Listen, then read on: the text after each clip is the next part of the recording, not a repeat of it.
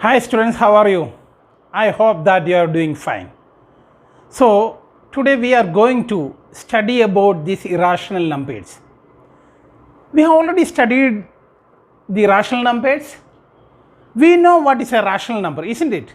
Rational number can be expressed in the form p by q, where p and q are integers and q is not equal to 0. This we have already studied in our previous classes. Now we have to study about this irrational number. So irrational number is not a rational number. It cannot be expressed in this p by q form. That's all. Irrational numbers cannot be expressed in p by q form. So what are the examples of irrational numbers?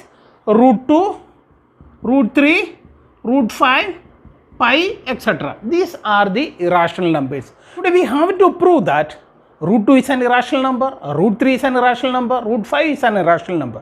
So before going to the proof, let us learn about few things. That is, one is a co-prime number. What is a co-prime number? So co-prime number.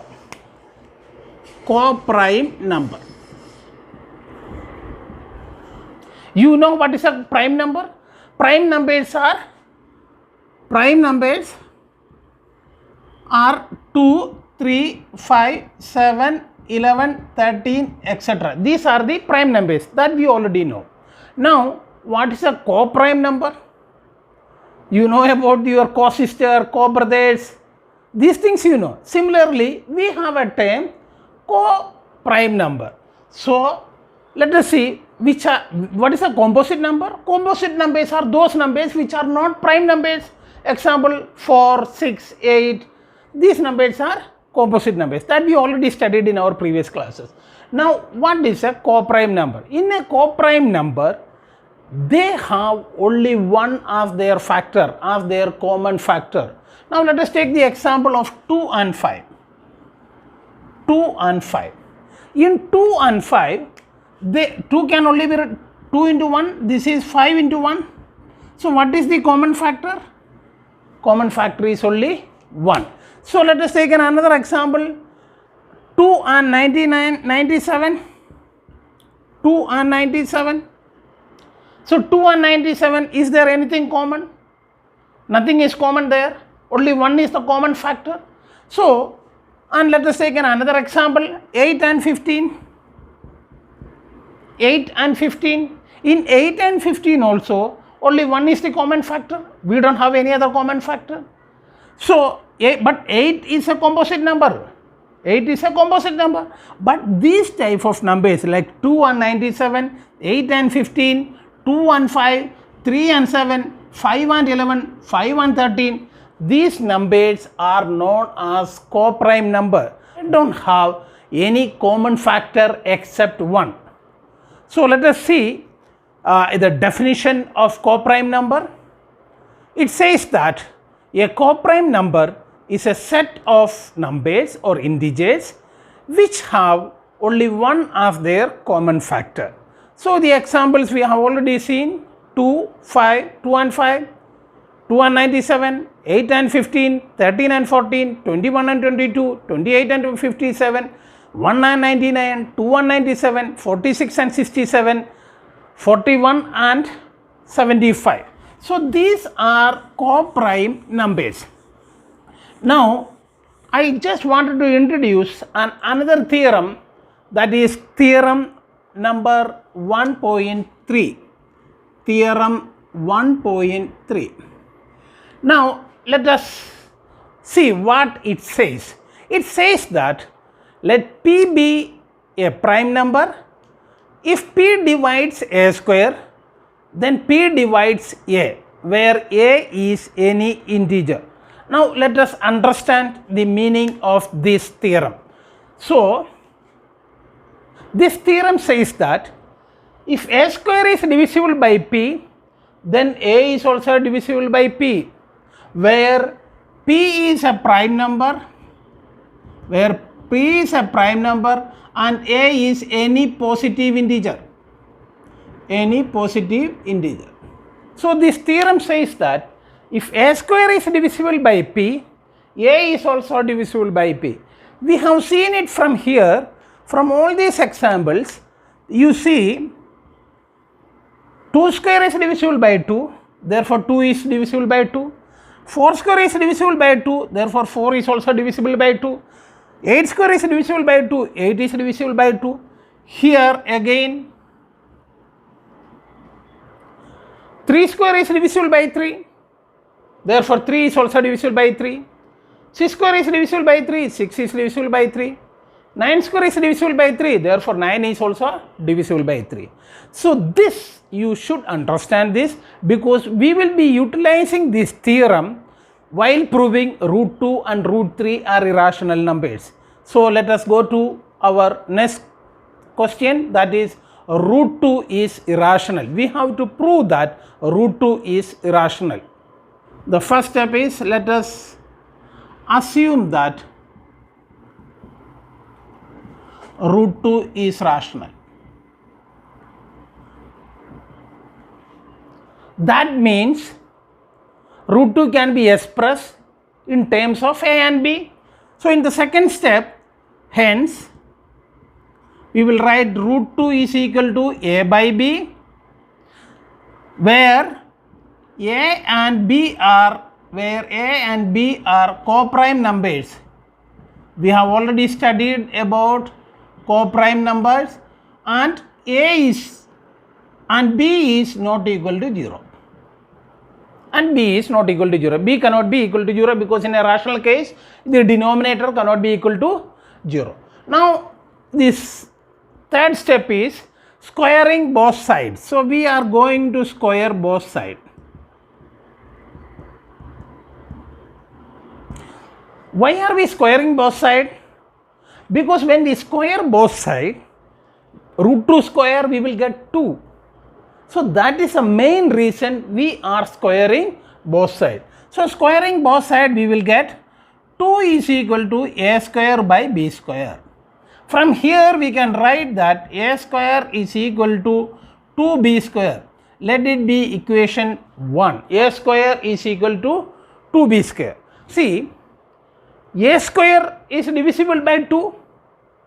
If a square is divisible by 2, a is also divisible by 2. That is the theorem which we have seen just now.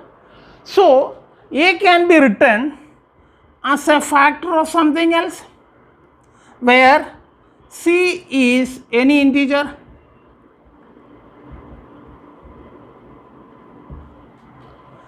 The reason is a square is 2b square. Therefore, according to theorem 1.3, a is also divisible by 2.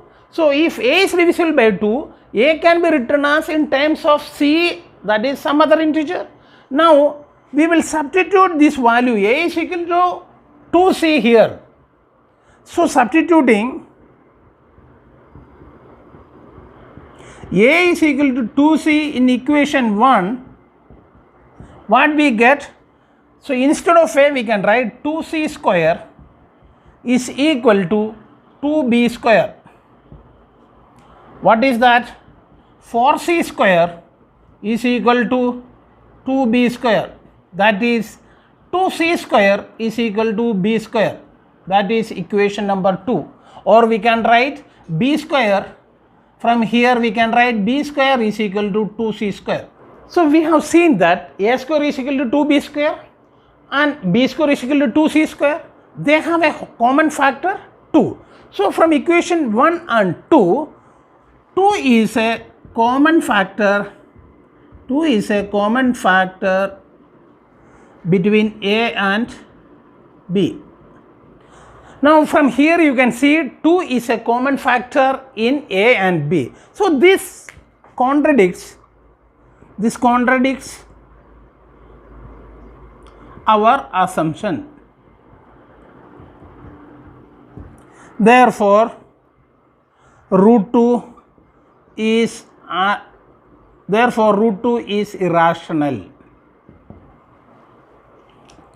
So let us see a quick revision here. This is very, very important as far as your exam is concerned.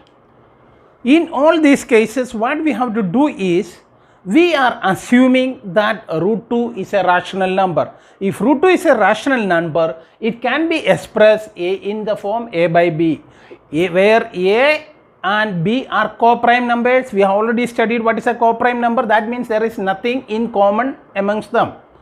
And b cannot be equal to 0. That also we have to write. Now, we square on both sides. Why are we squaring on both sides? When we square on both sides, we get 2. 2 is equal to a square by b square. So, a square can be written as 2b square. Now, yes, if a square is divisible by 2, a is also divisible by 2. That is a theorem as far as theorem 1.3 is concerned. Now, we will assume a value for a, that is a is equal to 2c. So, when we assume a value a is equal to 2c, we get a is equal to 2c, we get 4c square is equal to 2b square. 2 and 2 is common in both the cases. So, b square is equal to 2c square. So, from a square is equal to 2b square, b square is equal to 2c square. That means 2 is common in both the cases. So, 2 is a common factor in a and b. So, this contradicts our assumption. So, our assumption, what is our assumption? That root 2 is a rational number. So, root 2 is an irrational number. So, just note it down, the same thing which I have told you. Now, the same thing is applicable for root 3 also. The only difference is instead of 2, you just write 3. Rest the complete thing is same. So, in this case, we will assume that root 3 instead of 2, we will just write 3. Here also, hence 3 can be written as a by b, where a and b are co-prime numbers and b is not equal to 0. Now, squaring on both sides, so we will get 3, because root 3 square is 3. 3 is equal to b squared by a squared by b square, and a square is equal to 3b square. Now, we will see if a square is equal to 3b square, that means a square is divisible by 3. If a square is divisible by 3, a is also divisible by 3. Now, you just see 3c square is equal to 3b square. Now, 3c square is 9c square.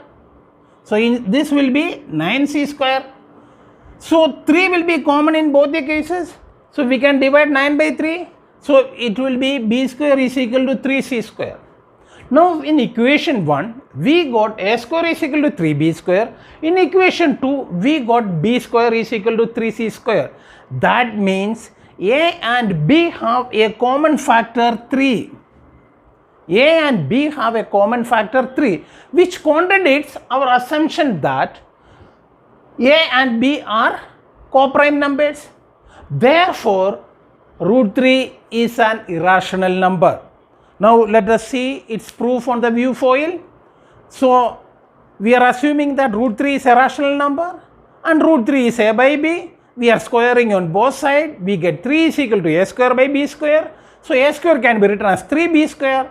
So, then we can write a is equal to 3c for some integer c.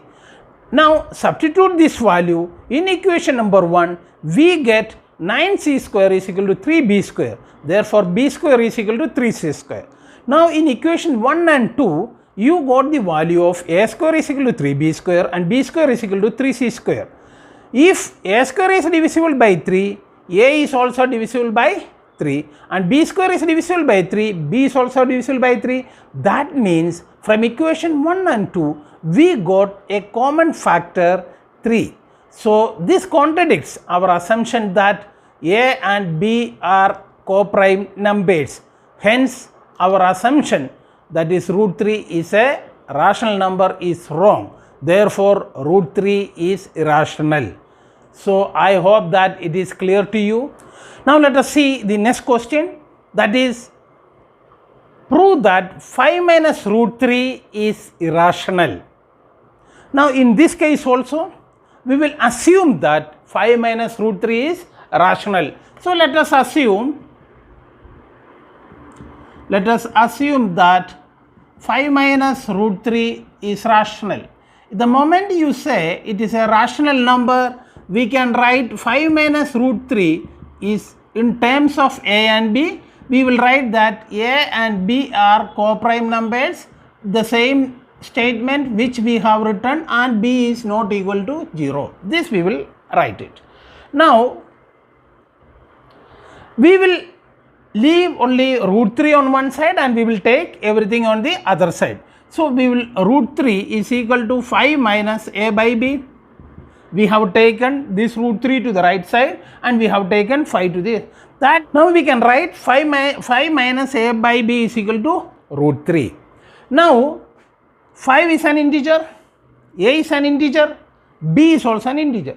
So that means this complete number is a rational number.